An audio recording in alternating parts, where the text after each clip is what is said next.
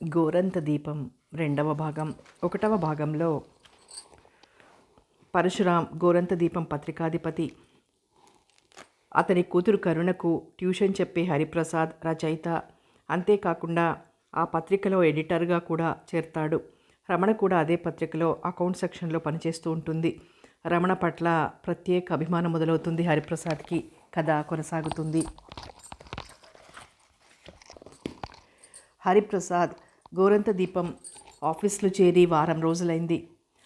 ఆ వేళ ఉదయం ఆఫీస్కు రాగానే ఎడిటర్ చేంబర్లోకి వెళ్ళాడు. తను కొత్తగా రాసిన సమ్మెల వల్ల జరిగే నష్టాలు అనే వ్యాసాన్ని ఆయనకి చూపించాలని, తర్వాత ఆ వారం న్యూస్ పేపర్లోకి వెళ్లాల్సిన మ్యాటర్ ఎంత మటుకు కంపోజ్ అయింది, ఎన్ని అడ్వర్టైజ్మెంట్ బ్లాకులు తయారయ్యాయని చూసుకుని వచ్చి విశ్వమూర్తికి వివరించాడు. నా నవల కాంట్రాక్ట్ సైన్ చేయాల్సింది ఇవాళే సార్, రమ్మన్నారు. మీరు రావాలి నాతో. ఒక్క క్షణం ఆలోచించి సరే అన్నాడాయన. మధ్యాహ్నం 3ంటికి ఇద్దరూ కలిసి పరశురాం గదికి వెళ్ళారు. టైప్ చేస్తున్న శ్యామల ఒక్కసారి ఆపి మీకోసమే చూస్తున్నారు అన్నది వీళ్ళని చూసి చిరునవ్వుతో. చేతిలో ఉన్న చుట్టముక్క ఆస్ట్రేలో పడేసి ఆహ్వానించాడు పరశురాం. నమస్తే సార్ అన్నాడు హరి. కాఫీలొచ్చాయి. ముగ్గురు తీసుకున్న తర్వాత మాటలు మొదలయ్యాయి. ఇవిదిగో ఈ పేపర్స్లో సైన్ చేయాలి. మొదట 4,000 పారితోషికం, 5,000 కాపీలకి. దాటి సేల్ అయితే దాని మీద 5% రాయల్టీ ఉంటుంది. అయితే పుస్తకం పబ్లిష్ చేయటం ఆలస్యం అవుతుంది. కొంత పెండింగ్ వర్క్ ఉంది, నీకు తెలుసు. సేల్స్ ప్రమోషన్ గూర్చి నాకు కొన్ని ఐడియాస్ ఉన్నాయి సార్. అవన్నీ మీకు చెప్పాలని అనుకుంటున్నాను. మీరు మరోలా అర్థం చేసుకోరనే నమ్మకంతో ఉన్నాను. ఈ రోజుల్లో ఏ వస్తువైనా తయారు చేయటం ఒక ఎత్తు, మార్కెట్లో సేల్ చేయటం మరొక ఎత్తు. కానీ మన తెలుగు పుస్తకాలకి అవసరమైనంత పబ్లిసిటీ లభించటం లేదని నాకు అనిపిస్తుంది. ఒక్క క్షణం పెద్దవాళ్ళిద్దరి వైపు చూశాడు. ఇద్దరు ముఖాలు ఆసక్తిగా ఉన్నట్లే కనిపించాయి. కొంత పేరున్న రచయిత అయితే ఇంత పబ్లిసిటీ అవసరం లేకపోవచ్చు. కానీ నాలాంటి కొత్త రచయిత పుస్తకం ఏ 7-8 రూపాయలు పెట్టి కస్టమర్స్ కొనాలంటే ముందుగా వాళ్ళకి రచయిత, అతని పుస్తకం రెండింటి గురించి కొంత పరిచయం లభించాలి. ఏమంటారు అన్నట్లు విశ్వమూర్తి వైపు చూశాడు హరి. అందుకని మీరు నాకిచ్చే రెమ్యునరేషన్ తగ్గినా సరే కొంత డబ్బు పబ్లిసిటీకి వెచ్చించడం వల్ల మనకి లాభమే కానీ నష్టం ఉండదు అనుకుంటాను. ఏ విధంగా పబ్లిసిటీ చేస్తే బాగుంటుందంటారు? అది నువ్వే చెప్పు అన్న ధోరణిలో అడిగాడు పరశురాం. వీలైనన్ని పేపర్లలో, పత్రికల్లో పుస్తకం రివ్యూ రావాలి. అందుకు కొంత ఇన్ఫ్లుయెన్స్ చేయడం తప్పనిసరి. ముఖ్యమైన జర్నల్స్, పేపర్స్లో పుస్తక మట్ట మీద బొమ్మ, ఫోటోలతో ప్రకటనలు విడుదల చేయాలి. అందుకు ఏ పబ్లిసిటీ కంపెనీ సహాయమైనా తీసుకోవచ్చు. ఈ రోజుల్లో ప్రతి పట్టణంలోనూ ఏదో ఒక సాహిత్యం, సాంస్కృతిక సంఘం ఉంటూనే ఉంటుంది. అలాంటి వారి సహాయంతో నేనే స్వయంగా కొన్ని ఊళ్ళు టూర్ చేయాలి. ఇన్నేళ్లుగా మంచి పుస్తకాలు ప్రచురించే సంస్థగా పరశురాం అండ్ కంపెనీకి ఒక ప్రత్యేకత ఉన్నది. అయితే ప్రచురించే పుస్తకాల పబ్లిసిటీకి అంత ప్రాముఖ్యత ఇవ్వటం ఇంతదాకా ఎప్పుడూ జరగలేదు. ఇందులో హరి స్వంత లాభం తగ్గించుకొని అయినా తను తోడు పడతాననటం వాళ్ళిద్దరికీ ఇంప్రెసివ్గా అనిపించింది. నువ్వేమంటావు విశ్వం అడిగాడు పరశురాం. మనం ఇలాంటి ప్రయత్నం ఎప్పుడూ చేయలేదు. ఇందుకు డబ్బు ఖర్చు బాగా అవుతుందనుకుంటాను. వాళ్ళిద్దరూ తను లేకుండా ఫ్రీగా మాట్లాడుకుంటారనిపించింది హరికి. నేను వెళ్ళొస్తాను సార్, మళ్ళీ మీరు ఎప్పుడు రమ్మంటే అప్పుడు వస్తానని సెలవు తీసుకుని వెళ్ళిపోయాడు. ఈ అబ్బాయికి అనుభవం తక్కువ. ఏ సిగరెట్ కంపెనీయో వేసినట్లు అంత పబ్లిసిటీ వేస్తే పుస్తకాలకి గౌరవం తగ్గుతుందేమో సందేహంగా అన్నాడు పరశురాం. నాకలా అనిపించదు రాము. ఈ అబ్బాయికి ఒట్టి జర్నలిస్టే కాదు, మంచి బిజినెస్ మ్యాన్ అవగల తెలివితేటలున్నాయి. అతను చెబుతున్నది ప్రయత్నించి చూడాల్సిందే. రోజులు మారుతున్నాయి. పుస్తకాలు చదివేవాళ్ల సంఖ్య పెరుగుతున్నా ఒక పుస్తకాన్ని కొని స్వంతం చేసుకోగల ఆర్థిక స్తోమత పెరగటం లేదు. మారుతున్న పరిస్థితులతో పాటు మనము మన పద్ధతులు కొంతైనా మార్చుకోవాలి. ఏ పుట్టలో ఏ పాముందో ఎవరికి తెలుసు? ఆలోచనగా అన్నాడు విశ్వం. రోజులో కనీసం 3 గంటల సేపు అద్దం ముందు కూర్చొని గడపటం అలవాటు అరుణకి. పొద్దుపోయేందుకు అదొక దారి. ఇవాళేం ప్రోగ్రాం లేదు. తన ఫ్రెండ్స్ అంతా ఢిల్లీ, ఆగ్రా ట్రిప్ వేసుకుని వెళ్ళారు. అరుణ తను వెళ్దామనుకుంది కానీ పరశురాం వద్దనేశాడు. కరుణకిప్పుడు పరీక్షల టైంలో ఆమె ఒంటరిగా అయిపోతుంది అరుణ వెళ్తే. బొట్టు సరిగ్గా కుదరక అప్పటికి 4 సార్లు క్రీము పౌడర్ అనేది కడగటమైంది. 5వసారి కుదరకానే హమ్మయ్య అనుకొని కాసేపు అదే పనిగా అద్దంలో ముఖాన్ని చూసుకుంటూ కూర్చుంది. కొద్దిగా ఎరుపు కలిసిన తెలుపుతో ఉంటుంది ఆమె శరీర ఛాయ. అప్పుడే జాన్సన్ బేబీ క్రీమ్ రాయటం వల్లనేమో బుగ్గలు నులుపుదేరి గులాబీ మొగ్గల్లా ఉన్నాయి. తన స్నేహితురాళ్ల అన్నయ్యలు, బంధువుల్లో కొందరు అబ్బాయిలు తెలిసిన వాళ్ళు లేకపోలేదు అరుణకి. అయినా తనకి నచ్చిన వారెవరూ అంతవరకు అరుణకి కనిపించలేదు. ఆమె అందాన్ని చూసైతేనేం, పరశురాం కూతురు అవటం వల్లనైతేనేం తనంటే చాలామంది ఇష్టపడతారు. ఆమెతో స్నేహం చేసేందుకు తయారుగా ఉన్న అబ్బాయిలు ఎందరో ఉన్నారు. కానీ పరశురాం కొన్ని విలువలు దృష్టిలో ఉంచుకొని డిసిప్లిన్లో పెంచారు పిల్లల్ని. బిడ్డలని ఎంత ముద్దు చేసినా హద్దులు దాటితే ఆయనకెంత కోపం వస్తుందో అరుణకి కరుణకి బాగా తెలుసు. చదువు ఆయన ప్రాణం. అరుణకి ఆ రోజే తెలిసింది హరి రాసిన ఒక నవల తమ కంపెనీయే ప్రచురించబోతోందని. అది తను ఊహించిన విషయం. అతను రచయిత అని తనకి తెలియదిన్నాళ్ళు. కరుణకి ట్యూషన్ మాస్టర్గా అతను మొదటి రోజు తమ ఇంటికి వచ్చినప్పుడు చూసి చింపాంజీలా ఉన్నాడనుకుంది. పాతబడి వెలిసిపోయిన బట్టలు, అరిగిపోయిన చెప్పులు, పెద్ద మీసాలు, మెడలు దాటని క్రాఫు, గుంటలు పడ్డ బుగ్గల వెనకాల నుంచి పొడుచుకొచ్చినట్లు కనిపించే పెద్ద చెవులు. ఇది అతగాడి అవతారం.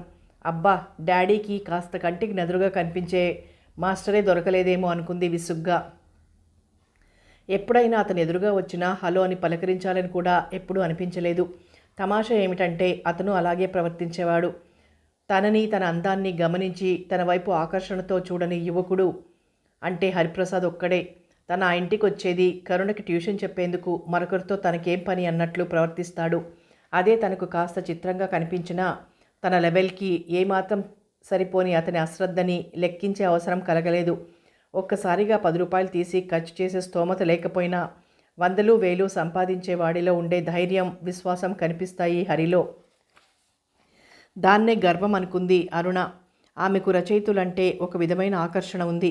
పుస్తకాలు రాసేవారిని, వారిలోని మేధాశక్తిని గౌరవించటం పరశురాం ద్వారా కూతుర్లకి వచ్చిన అలవాటు. అందుకనే హరి ఒక రచయిత అని ఇవాళ తెలియగానే తనిన్నాళ్ళు అతన్ని నిర్లక్ష్యం చేశానేమో అనిపించింది అరుణకి. కరుణ చేసిన అల్లరినంతా భరించి అతను ఎంత త్వరలో అమ్మాయిని మార్చివేశాడో తనకి తెలుసు. అతని స్వరంలోనే అవతలి వారిని ఆకర్షించి ముగ్ధుల్ని చేసే ప్రత్యేకత ఏదో ఉంది. ఏ సబ్జెక్ట్ అయినా అతి సులభమైన భాషలో మనసులో ముద్రింపబడేలా చెప్పే శక్తి ఉంది. అతను సూర్య అన్న పేరుతో రాసిన కథలు చదివింది. అవి మామూలు ప్రేమ కథలు కావు. డాడీ చెప్పేదాన్ని బట్టి కథలు, ప్రేమ కథలు రాయటం చాలా సులభం. అందువల్ల అతను రాసిన ఇతర వ్యాసాలు, ఇప్పుడు ప్రచురణకి తీసుకున్న నవల అతని తెలివిని, మేధస్సుని చాటి చెబుతాయట. అదే నిజమైతే అతనికి త్వరలోనే రచయితగా పేరు ప్రతిష్టలు లభించడం ఖాయం. ఇన్నాళ్లుగా తమ ఇంటికి వస్తూ వెళ్తూ ఉన్న అతనితో పరిచయం పెంచుకోకపోవటం తన తెలివి తక్కువతనమే. ఇప్పుడు మాత్రం అతనితో స్నేహం చేస్తే ఏం అనిపించింది అరుణకి. అప్పుడే మేకప్ ముగించి లేచి కరుణ ఏం చేస్తుందో చూడబోయింది. టేబుల్ మీద తల ఉంచుకొని చేతిలో పుస్తకంతో నిద్రపోతున్న చెల్లెల్ని నిద్రలేపింది. పని మనిషి పట్టుకొచ్చిన కాఫీ అందించింది. 4 రోజుల నుంచి ఏకధాటిగా చదువుతున్నావు, బొత్తిగా రిలీఫ్ లేకపోతే బుర్ర ఏం చేస్తుందో. పోనీ ఇవాళ సినిమాకి వెళ్దామా? వెళ్తే బాగానే ఉంటుంది, కానీ మన మాస్టర్కి చెప్పలేదు. ఆయన వచ్చాక వద్దంటే ఏమంటారో అని. ఏమీ అనరు, పోనీ ఆయన్ని రమ్మను. ఆశ్చర్యంగా చూసింది కరుణ అరుణ ముఖంలోకి. అక్క మాస్టర్ని గురించి ఈ మాత్రం గౌరవంగా మాట్లాడటం ఇదే మొదలు. ఆయన్ని తన వెంట రమ్మని ఆహ్వానించటం మరీ వింతగా ఉంది. ఆయన వస్తే అడగనా? ఓకే, నేను ఈ లోపల డాడీకి ఫోన్ చేస్తాను. అలంకార్లో రిటర్నింగ్ ట్రైన్ ఉంది. అలంకార్లో ద బర్నింగ్ ట్రైన్ ఉంది. టికెట్స్ ఏమైనా బుక్ చేయిస్తారేమో. ఆమె మాటల్లో కనిపించే ఉత్సాహాన్ని జీర్ణించుకునేందుకు ప్రయత్నిస్తూ కాఫీ తాగింది కరుణ. సినిమాకి వెళ్దాం రండి మాస్టారు అంటూ టీ కప్పు అందించింది హరిప్రసాద్ రాగానే. అతనికి వెంటనే ఏమనాలో తోచలేదు. కరుణని బాధ పెట్టడం తనకిష్టం లేదు, కానీ అరుణతో వెళ్ళటం వద్దు అనిపిస్తోంది. అతని డైలమా అప్పుడే వచ్చిన పరశురాం ఫోన్ కాల్తో తీరిపోయింది. ఏమోయ్, ఏమంటోంది నీ శిష్యురాలు? చక్కగా పాఠాలన్నీ దున్ని జీర్ణం చేసుకుంటోంది సార్. పక్కనే నిల్చున్న అరుణ వైపు చూస్తూ అన్నాడు చిరునవ్వుతో. అవతల పరశురాం పెద్దగా నవ్వటం కరుణకి కూడా వినిపిస్తోంది. ఉండండి, మీ పని చెప్తాను అన్నట్లు కోపంగా చూసింది కరుణ అతని వైపు. ఎలా ఉన్నది కొత్త ఉద్యోగం? అయినా ఇంకా కొత్తేమిట్లే, 3 నెలలైతే. I'm enjoying the job sir, no problems. చూడు, అమ్మాయి లేదు, సినిమాకి వెళ్తారట, కాస్త దగ్గరుండి తీసుకెళ్ళు. టికెట్సు డ్రైవర్తో పంపుతున్నాను. ఇక ఏ విధంగానూ తప్పించుకునే వీల్లేకపోయింది హరికి. సినిమాలో కరుణకి అటు ఇటు కూర్చున్నారు హరి, అరుణ. ఆమె ఇద్దరితో మాట్లాడుతోంది. హరితో నేరుగా ఏం మాట్లాడాలన్నా అదోలా ఉంది అరుణకి. ఎన్నాళ్లుగానో చూస్తున్న వ్యక్తి అయినా ఇవాళేమిటో కొత్తగా కనిపిస్తున్నాడు. ఉద్యోగంలో చేరిన ఈ కొంతకాలంలోనే అతనిలో చాలా మార్పు కనిపిస్తోంది. బుగ్గల్లో నునుపు, కళ్ళల్లో ఏదో కాంతి వచ్చాయి. చేతికి ఆటోమేటిక్ వాచి, జేబులో గోల్డ్ కలర్ పెన్ను, ఒంటికి సరిగ్గా అమరిన మడత నలగని బట్టలు, కాళ్ళకి ఎప్పుడు నిగనిగలాడే షూ అతని అవతారాన్ని మార్చేశాయి. అతను మాత్రం ఎప్పట్లా అరుణ ఉనికికి ఏమీ ప్రత్యేకత లేనట్లే ప్రవర్తిస్తున్నాడు. అది ఆమెకు తెలుస్తూనే ఉంది. ఇంటర్వెల్లో కరుణ పాప్కార్న్ కోసం గుంపులో దూరింది. హరి, అరుణ జనం నుండి కొంచెం దూరంగా నిలబడ్డారు, 7 సీసాలు పట్టుకుని. కంగ్రాచ్యులేషన్స్ మాస్టారు, ఎందుకన్నట్లుగా చూశాడు హరి. మీ పుస్తకం పబ్లిష్ చేయబోతున్నారట? అవును. ఒకసారి మాటల వంతన పడితే తర్వాత ఎవరు మాట్లాడాలి, ఏం మాట్లాడాలి అన్న సమస్య ఉండదు. ముగ్గురు ఇల్లు చేరేటప్పటికి వరండాలో వాలుకుర్చీలో కూర్చుని ఉన్నాడు పరశురాం. తర్వాత పరశురాం బలవంతం మీద అక్కడే భోజనం చేయటం తప్పలేదు హరికి. అమ్మాయిలిద్దరితో స్నేహంగా కబుర్లు చెప్తున్న హరిని చూసి ముచ్చటపడ్డాడు పరశురాం. అదే క్షణంలో ఆయన మనసులో ఒక ఆలోచన మెదిలింది. అది వాళ్ళ కొత్తగా వచ్చిందేమీ కాదు. ఎన్నాళ్లుగానో ఆయనకి తెలియకుండా కొద్ది కొద్దిగా రూపుదిద్దుకుంటూ వస్తుందే. తనకి విశ్వమూర్తి తప్ప దగ్గర వాళ్ళంటూ ఎవరూ లేరు. బుద్ధిమంతుడు, కాస్త ఆపేక్ష, అభిమానం చూపించేవాడు తనకి అల్లుళ్ళగా రావాలని ఆయన కోరిక. హరి సమక్షంలో మొదలైన ఆలోచన పరంపర పరశురాం మనసులో విశ్రాంతిగా పడకచేరినా సాగుతూనే ఉంది. హరిలో ఉన్న తెలివితేటలు, సమయస్ఫూర్తి రోజురోజుకి అతను చేస్తున్న పనిలో తెలిసిపోతూనే ఉన్నాయి. అది వరకు గోరంత దీపంలో క్లాసిఫైడ్ అడ్వర్టైజ్మెంట్లకి ఒక ప్రాముఖ్యత కానీ వాటి వల్ల పెద్దగా ఆదాయం కానీ ఉండేది కాదు. హరి వచ్చాక వాటిని బాగా అభివృద్ధి చేశాడు. మీ సైకిలో, స్కూటరో, కారో అమ్మాలనుకుంటున్నారా అని ఎందుకు పనికిరాని చెత్త అయ్యేలాగా ఎందుకు వేచి ఉంటారు? గోరంత దీపంలో ప్రకటించి మీ అభిమతాన్ని నలుగురికి తెలియజేయండి. మీ ఇంటికో ఆఫీస్కో వాచ్మెన్ కావాలా? మీ హోటల్లో ఒక కుక్ అవసరమా? అయితే ఇవాళే గోరంత దీపంలో ప్రకటించండి. రేపు 60 మంది అభ్యర్థులు మిమ్మల్ని వెతుక్కుంటూ వస్తారు. ఇలాంటి ప్రకటనలు ఎన్నో హరి తయారు చేసి పేపర్లో వేయించాడు. ఆఫీస్లో ఒక గుమాస్తాని పూర్తిగా అలాంటి ప్రకటనల పనికే కేటాయిస్తే మంచిదని సలహా ఇచ్చాడు. అప్పట్నుంచి క్లాసిఫైడ్ కాలమ్స్ బాగా అభివృద్ధి అయ్యాయి. ప్రతి శనివారం news papers, packing, dispatch, circulation work అంతట్లో విశ్వమూర్తి వెంట ఉండి సహాయం చేస్తూ ఉంటాడు. ప్రత్యేకించి తనకంటూ ఉన్న బాధ్యతని సవ్యంగా నెరవేర్చడమే కాకుండా ఇతర విధమైన పనులు కూడా నెత్తిన వేసుకుని చూస్తూ మరోవైపు కథలు, వ్యాసాలు రాస్తూనే ఉన్నాడు. మరో 2 ఏళ్లు పోయాక అతనికి అరుణనిచ్చి పెళ్లి చేస్తే బాగుంటుంది అనిపించింది పరశురాంకి. అతనికి ఎవరూ లేరు. అయితేనేం, తమతో సంబంధం కలుపుకుంటే తామంతా అతని వాళ్ళు కాదు. అతనికి ఏ ఆస్తి లేదు. అయినా తను సంపాదించి పెట్టిన ఆస్తి అంతా కూతుళ్ళకి, అల్లుళ్ళకేగా. ఆ మాటకొస్తే కామేశ్వర్ని పెళ్లాడే నాటికి తనకెవరున్నారు? ఏ ఆస్తి ఉంది? ఆమె అదృష్టంతో, ఆస్తితో ఇంతవాడు కాలేదు. అనంతపురం పట్టణానికి దగ్గరే ఉన్న సింగనమల గ్రామంలో పుట్టాడు పరశురాం. అతనికి గుర్తు తెలియని వయసులోనే అమ్మ, నాన్న పోయారు. అమ్మ, చెల్లెలు, పిన్నమ్మ కాపురం ఆ ఊళ్ళోనే. మరో దిక్కులేక వాళ్ళ ఇంట్లో వచ్చిపడ్డాడు పరశురాం. ఒక్కో ఏడు గడిచి పెద్దవాడవుతున్న కొలది రోజురోజుకి ఇంట్లో బానిసలా అయిపోతున్న తన బ్రతుకు మీద అసహ్యం పేరుకుపోతోంది పరశురాం మనసులో. స్నేహితుడు వెళ్ళి అనంతపురం కాలేజీలో చేరిపోయాడు. పరశురాం ఒంటరివాడయ్యాడు. అయితే ఏదో ఒక రోజు ఈ జైలు నుంచి తప్పించుకుని స్వతంత్రంగా బ్రతుకుతాను అనే నమ్మకం అతనిలో ప్రబలంగా ఉండేది. విశ్వం బిఏలో ఉండగా స్వాతంత్రోద్యమపు గాలులు దేశమంతా వ్యాపించాయి. ఊరూరా విద్యార్థులు సంఘాలుగా ఏర్పడి విరివిగా సమ్మెల్లో పాల్గొంటున్నారు. విశ్వాన్ని గొడవల నుంచి తప్పించి చల్లగా తీసుకొచ్చి ఇంట్లో ఉంచుకోవాలన్న మాస్టారి ప్రయత్నాలేవీ ఫలించలేదు. నేను రాను, పిరికివాడిలా పారిపోయి వచ్చినా నా మనసు నిలవదు అని మొండికేశాడు విశ్వం. ఒకసారి విశ్వానికి 3 నెలలు జైలు శిక్ష విధించారని తెలియగానే వాళ్ళమ్మ దిగులుతో జబ్బు చేసి మంచాన పడింది. తర్వాత అతని గురించిన వార్త ఏదీ సింగనమల చేరలేదు. మాస్టారికి లోపల అనుమానమే. ఈ అల్లర్లలో జైల్లోనో కొడుకు ఎప్పుడో చనిపోయి ఉంటాడేమోనని. పైకి మాత్రం ధైర్యంగా అంటూ భార్యకి సేవలు చేసేవాడు. అప్పట్లో అమ్మగారి దిగులు పోగొట్టేందుకు పరశురాం రోజు వెళ్ళి కబురు చెప్పొచ్చేవాడు. స్వతంత్రం వచ్చి ఏడాదైనా విశ్వం వార్త ఏదీ అందలేదు. పరశురాంకి పూర్తిగా నమ్మని స్నేహితుడు ఎక్కడో సుఖంగా ఉండి ఉంటాడని అనుకునేవాడు. ఒకసారి సింగనమల నుండి కర్నూలుకి వెళ్ళొచ్చిన ఆసామి ఒక ఆయన విశ్వం కబురు తీసుకొచ్చాడు. మీ అబ్బాయి బజార్లో కనిపించాడు కర్నూల్లో అని మాస్టారితో చెప్పాడు. విషయం తెలిసినప్పటి నుంచి ఒకటే గొడవ చేసింది విశ్వం అమ్మగారు. ఎలాగైనా వాడిని ఇంటికి రప్పించే దారి చూడండి అని వేధించింది. అనంతపూర్ నుండి కర్నూలు 90 మైళ్ళ దూరమే అయినా అప్పట్లో ఇప్పుడున్నంతగా ప్రయాణ సౌకర్యాలు లేక అది మరో రాష్ట్రంలోనో దేశంలోనో ఉన్నట్లు అనిపించేది. సింగనమల వెళ్ళిన వాళ్ళు అక్కడికి వెళ్ళాలంటే అనంతపూర్ వెళ్ళి రైలెక్కి గుంతకల్లులో రైలు మారి వెళ్ళాలి.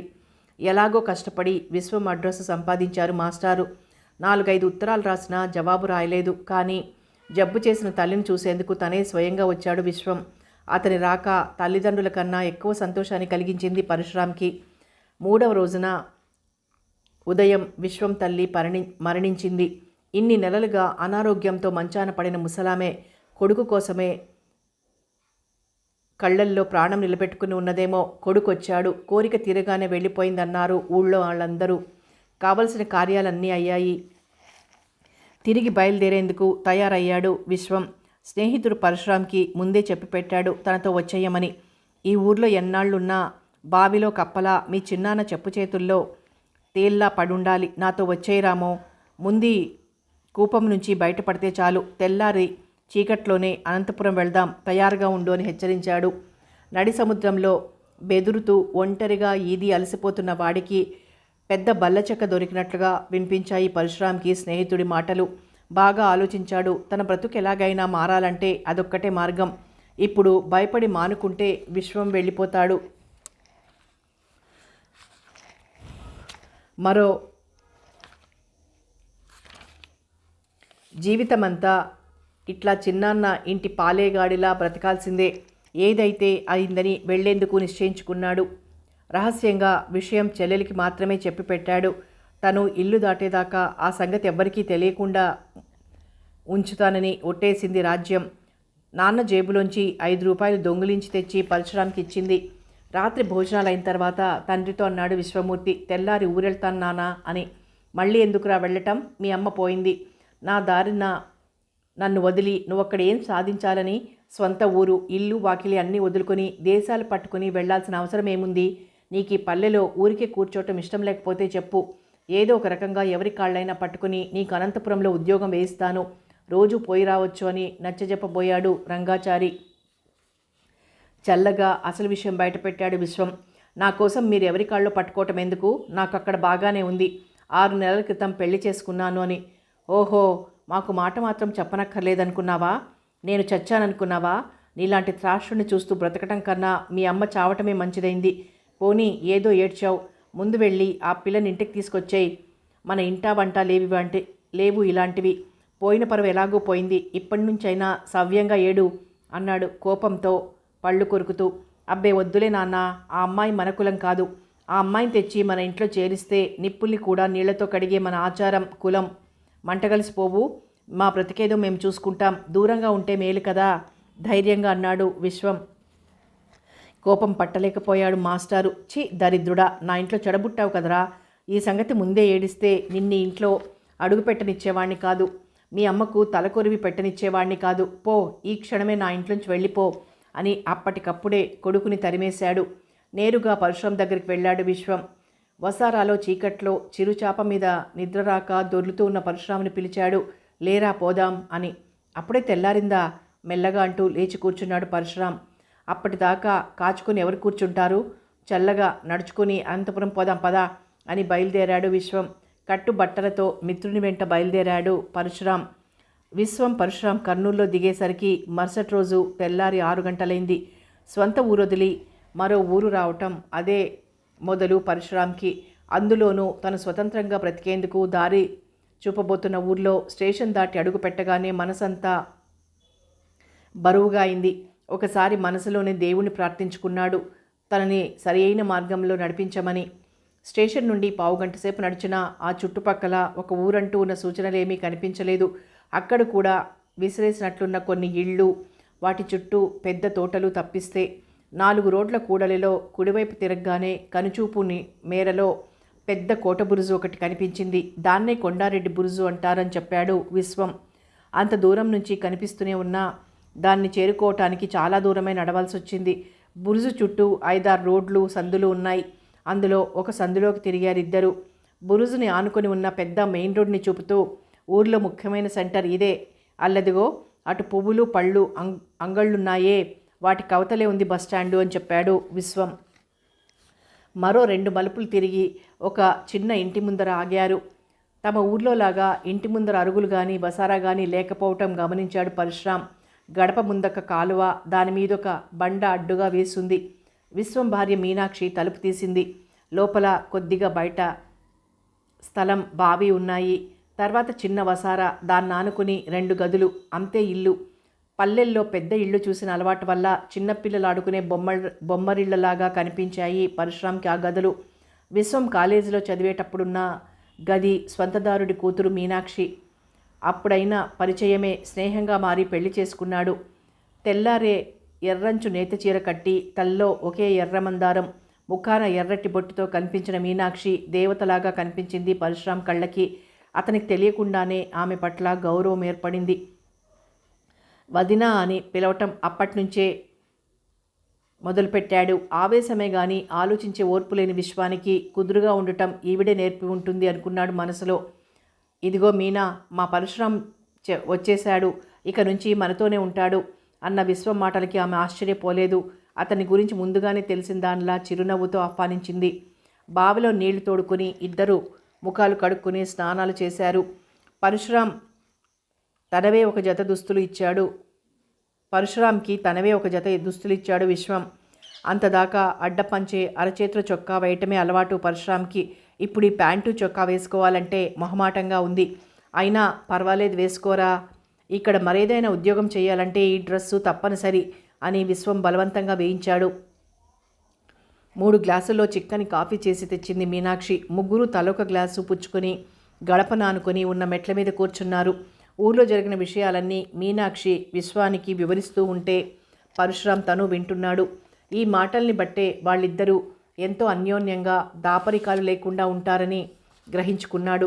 పరశురాంకి ఎప్పుడో చెల్లెలి పుణ్యమా అని 1/2 గ్లాసు పాలు తాగడమే గాని కాఫీని రుచి చూడటం ఇదే మొదలు. మొదట కొంచెం చేదుగా అనిపించిన గ్లాసు మొత్తం ఖాళీ అయ్యేసరికి కొత్త శక్తి ఏదో వచ్చి హుషారుగా అనిపించింది. కాఫీ బాగుందొదినా అన్నాడు మనస్ఫూర్తిగానే. ఇదేముందిరా, తను ఇంతకన్నా బ్రహ్మాండంగా చేయగలదు అని తేల్చేశాడు విశ్వం. నిజానికి విశ్వం పోదాం రమ్మని అనగానే బయలుదేరి వచ్చేశాడు కానీ లోపల భయమే. ఇక్కడ విశ్వం భార్య ఏమనుకుంటుందో అని, తమ స్నేహాన్ని అర్థం చేసుకుంటుందో లేదో అని. మరో దారింకేదీ లేక ఏమైనా సరే అని వచ్చేశాడు. కానీ మీనాక్షిని చూశాక తన భయాలకి అర్థం లేదని గ్రహించాడు.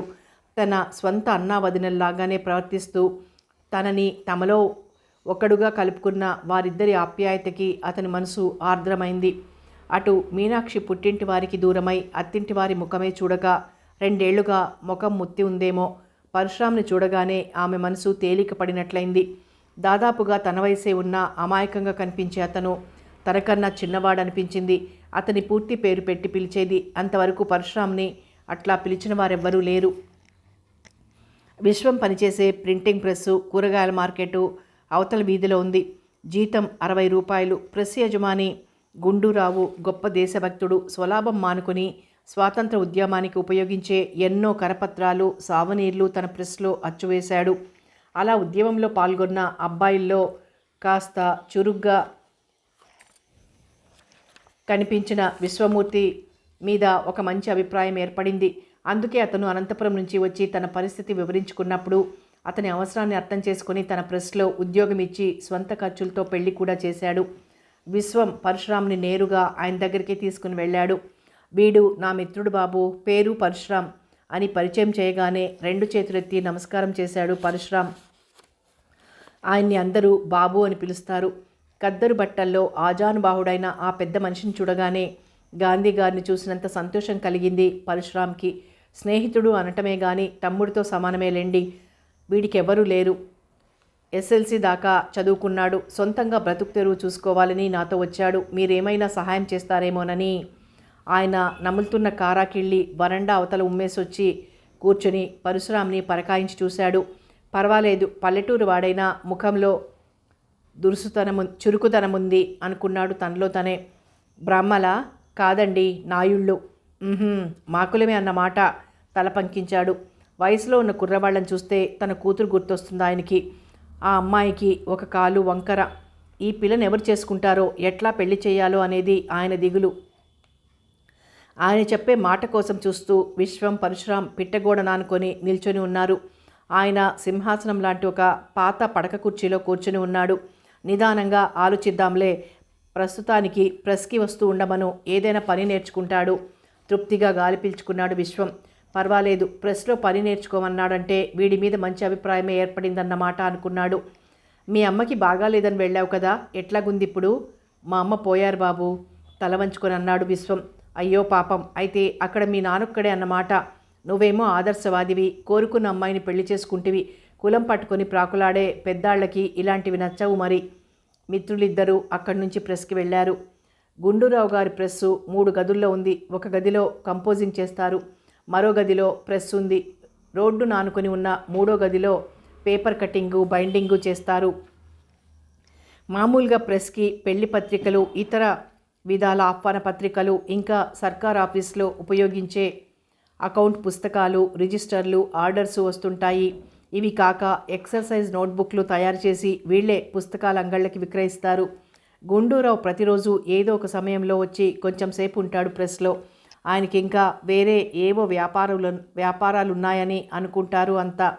వచ్చిన ఆర్డర్స్ బుక్ చేయడం, కాపీ తయారు చేయటం, ప్రూఫ్ రీడింగ్ చేయటం, ఇది విశ్వం చేసే పనులు. అక్కడ పనిచేసే వారిలో బాగా చదువుకున్నవాడు ఇతనొక్కడే. పరశురాం 3 నెలల పాటు కంపోజింగ్ నేర్చుకున్నాడు. కాఫీని చూసి ఒక్కో అక్షరాన్ని ఒక రకమైన ట్రేలో అమర్చడం అతనికి చాలా విచిత్రంగా, ఆసక్తిగానూ ఉండేది. రాను రాను వేగంగా కంపోజ్ చేయటం వచ్చింది. ప్రెస్ పని చేస్తున్న శబ్దం అతనికి వీణుల విందుగా ఉండేది. ఎన్ని గంటల సేపు పనిచేసినా అలుపనిపించేది కాదు. పని కొంచెం తక్కువగా ఉన్నప్పుడు తిరుగుతున్న ప్రెస్ చక్రాల వైపు చూస్తూ ఉండిపోయేవాడు. ఈ చక్రాలకు ఎంత శక్తి ఉన్నది అనుకునేవాడు. ఇందులో అచ్చయ్యే ప్రతి అక్షరము, వాక్యము ఎంతమంది చేత చదవబడతాయో, ఎంతమందికి ఎన్ని సందేశాలు ఇస్తాయో అని తలపోసేవాడు. అతనికెందుకో తన జీవితం ఈ ప్రెస్తోనే ముడిపడి ఉందనిపించేది. కంపోజర్ ఒకతను మరో ఉద్యోగం దొరికి మహబూబ్ నగర్ వెళ్ళిపోవటంతో పరశురాంకి ఉద్యోగ అవకాశం ఏర్పడింది. నెలకి 20 రూపాయలు జీతం నిర్ణయించాడు గుండూరావు. అదెంత తక్కువో విశ్వానికి తెలుసు. కానీ ఆయన మీదే నమ్మకం, ఆశ పెట్టుకున్నాడతను. అందుకే మారు మాట్లాడకుండా ఉండిపోయాడు. పరశురాంలో ఉన్న కష్టించి పనిచేసే తత్వము, శ్రద్ధ, నిదానం మీద ఆయనకే తెలుస్తుందిలే అని సరిపెట్టుకున్నాడు. పరశురాంకి రోజులు సుఖంగా జరిగిపోతున్నాయి. మొదటి తారీఖున అందుకున్న 20 రూపాయలు తెచ్చి మీనాక్షి చేతికిచ్చేస్తాడు. మొదటిసారి అట్లా తీసుకున్నందుకు కోపగించుకుందామే. మేము నిన్ను పరాయివాడిలా అనుకోలేదు పరశురాం. ఆయనకే ఒక తమ్ముడుంటే మాతోనే ఉండేవాడు కదూ. అట్లా అనుకోవాలనే నా ఇష్టం కూడా. మరిదిగానే నా సంపాదన తెచ్చి మీకు ఇస్తున్నాను వదినా. ఇది మీ అభిమానానికి, ఆప్యాయతకి కట్టిన ఖరీదు మాత్రం కాదు. నాకేమైనా కావాలంటే అడిగి తీసుకుంటాను కదా అని సర్ది చెప్పాడు పరశురాం. పెళ్లికి ముందు మీనాక్షి మాంసాహారి అయినా విశ్వంని చేసుకున్నాక తన అలవాటు మానుకుంది. కానీ విశ్వం సలహా మీద పరశురాంకి మాత్రం అప్పుడప్పుడు ఏ కోడి మాంసమో వండి పెట్టేది. ఉదయం వేడివేడిగా భోజనం చేసి మిత్రులిద్దరూ ప్రెస్కి వెళ్తారు. ఇల్లు చేరటం తిరిగి సాయంత్రం 5:30కే. మధ్యాహ్నం కొంచెం తీరుబాటు అయినప్పుడు వెంట తీసుకువెళ్ళిన పెరుగన్నమో, జొన్నరెట్టో, పచ్చడో తినేస్తారు. కడుపు నిండా తిని కంటి నిండా నిద్రపోగలగటం, ఏ చీకు చింత లేని జీవితం ఆనందంగా ఉంది పరశురాంకి. తనింతకు మునుపు ఎరుగని స్వేచ్ఛ అనేది మనిషి జీవితానికి, మానసిక వికాసానికి ఎంత అవసరమో అతనికి ఇప్పుడే అర్థమవుతోంది.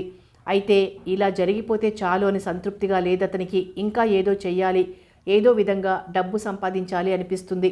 విశ్వం వెంట సాయంత్రాలు లైబ్రరీకి వెళ్ళటం అలవాటైంది. కానీ విశ్వంలా పెద్ద పుస్తకాలు చదివే ఓపిక తనకి లేదు. రోజు ఒక దినపత్రిక చదవటం మాత్రం అలవాటు చేసుకున్నాడు. విశ్వం ప్రైవేట్గా BA చదువుతున్నాడు. రాత్రిళ్ళు చాలాసేపు పుస్తకాలు ముందేసుకుని శ్రద్ధగా చదువుతాడు. అతనికి BA అవుతే ఏ హై స్కూల్లోనో టీచర్గా ఉద్యోగం సంపాదించుకోవాలని ఉంది.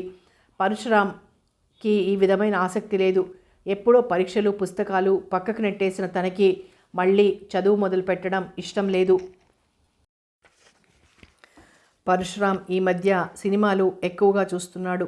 తనకి పొద్దుపోతుంది. ఇంట్లో భార్యాభర్తలకి కాస్త ఫ్రీగాను ఉంటుందని. రాత్రి 10 గంటల సమయం. సినిమా నుంచి ఇంటికి వస్తున్నాడు.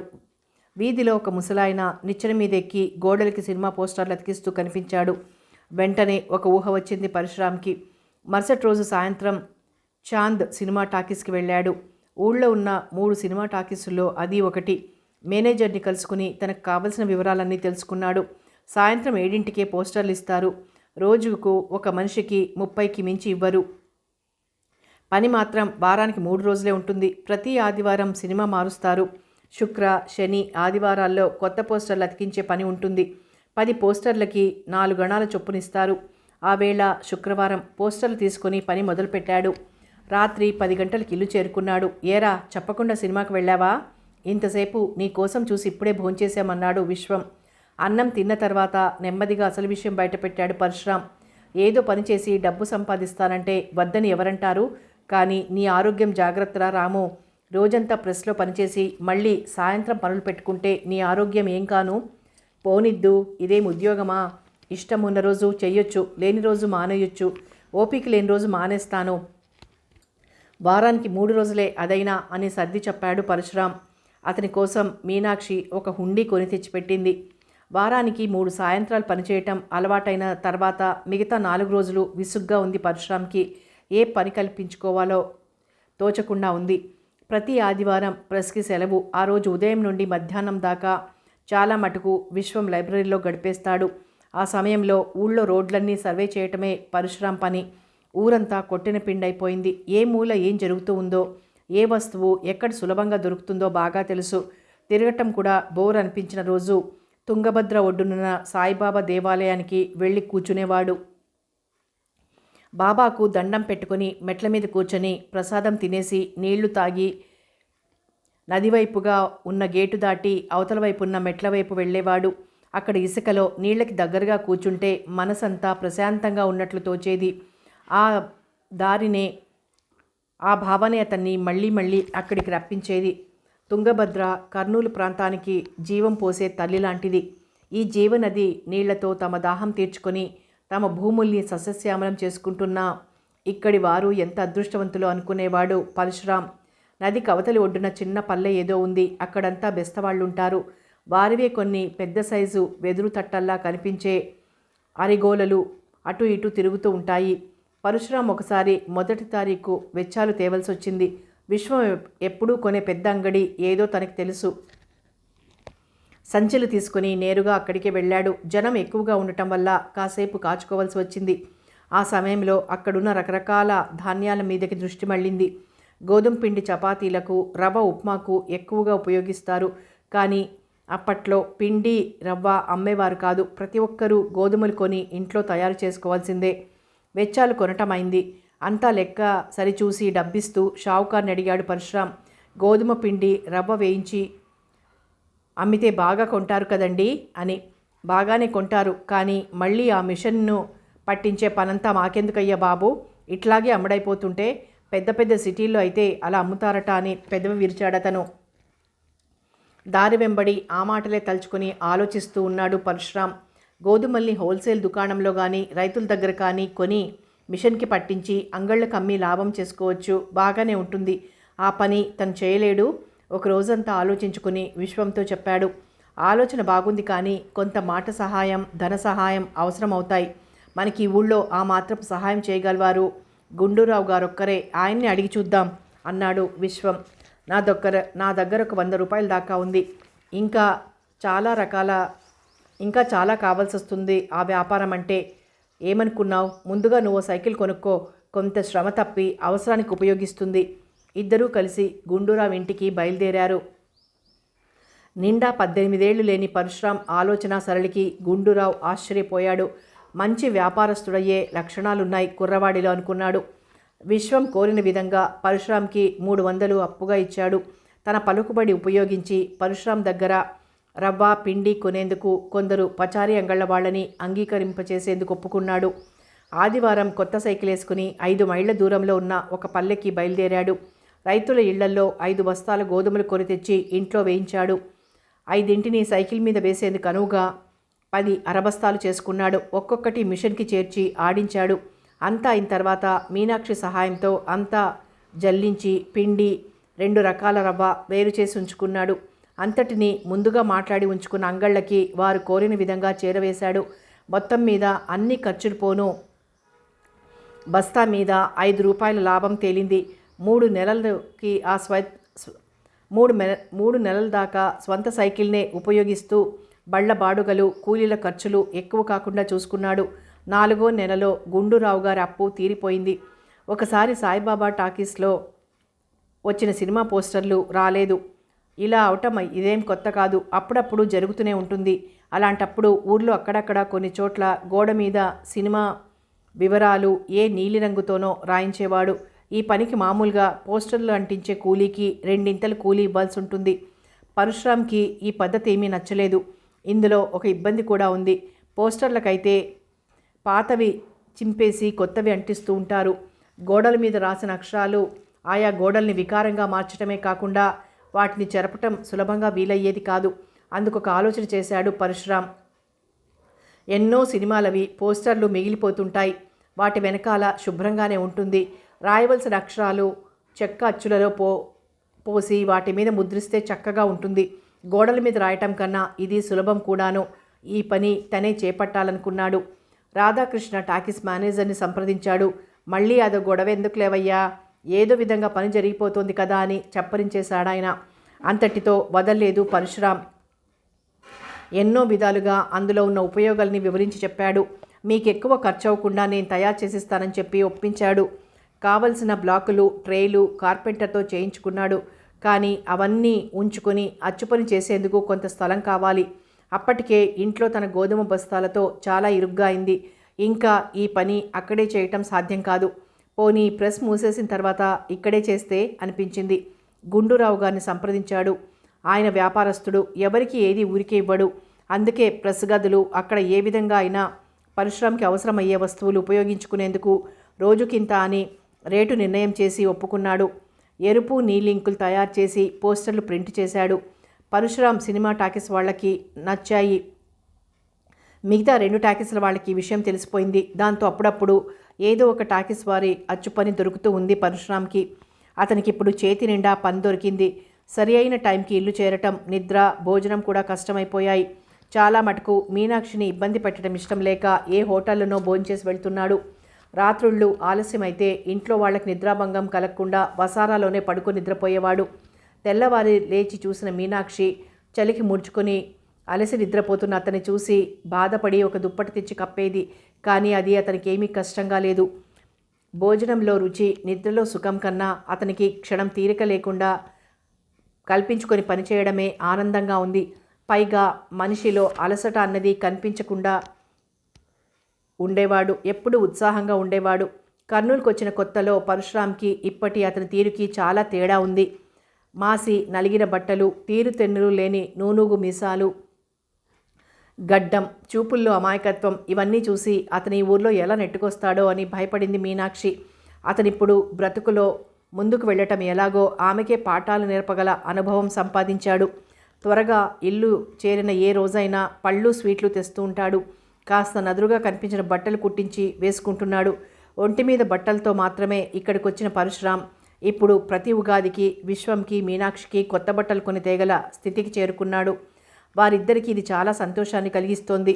స్వంత తమ్ముడే బాగుపడుతున్నంత సంతృప్తిగా ఉంది విశ్వమూర్తికి. కథ కొనసాగుతుంది.